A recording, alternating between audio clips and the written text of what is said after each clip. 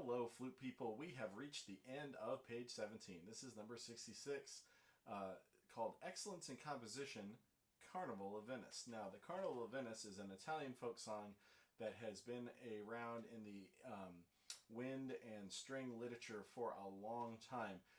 This is a popular showpiece on the cornet and the trumpet, and also for the violin mostly. But almost every instrument has its own version of this. So famously, Clark, who was a trumpet teacher and writer of trumpet exercises, and then a guy named Arvin around the 1900s, both wrote very, very technical, challenging versions of this called themes and variations. So they'd have the tune outright at the beginning, and then each time they'd repeat the tune, they would add more and more layers of difficulty to it. So in this version, what they're asking you to do is to add eighth notes where you think extra eighth notes should go, just like they did over in Bingo Variations on number 59. So I'm going to play it straight through at 80, and then I'm going to pick the tempo up to 100, play it straight through again, and then play it one more time with some extra eighth notes thrown in there as I see fit. All right, here we go. 1, 2, 3, 1, 2.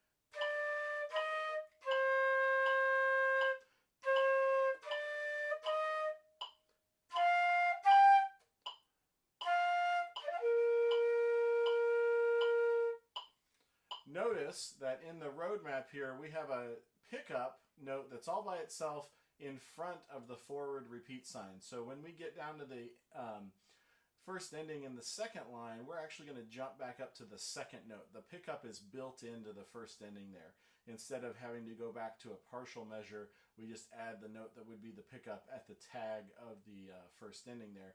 Also notice that in the first and second ending, we have a dotted half note tied to a quarter note. This is how we get a 4-count long note in 3/4, even though a whole note won't fit in a measure because it's 4 counts and we only have 3 counts in a measure in the time signature of 3/4. All right, we're going to bump the tempo up to 100 now, which is going to give us some of that waltz feel. And then the second time through, I'm going to add some more eighth notes. 1, 2, 3, 1, 2.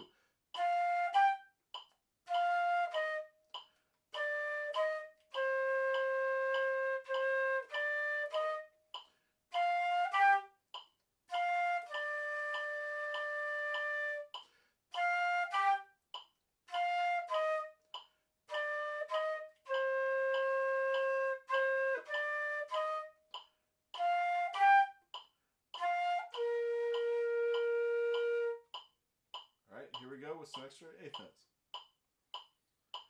1, 2, 3, 1.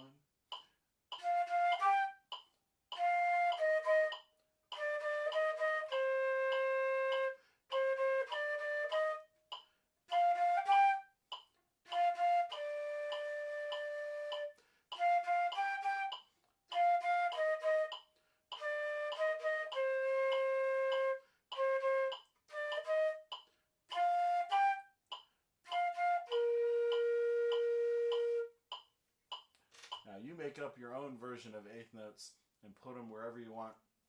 And when you eventually play it for me, either on a recording or live in person, I'd like to hear your version because I bet they'll be just as different from mine as mine was from the original. All right, we'll see you on the next page.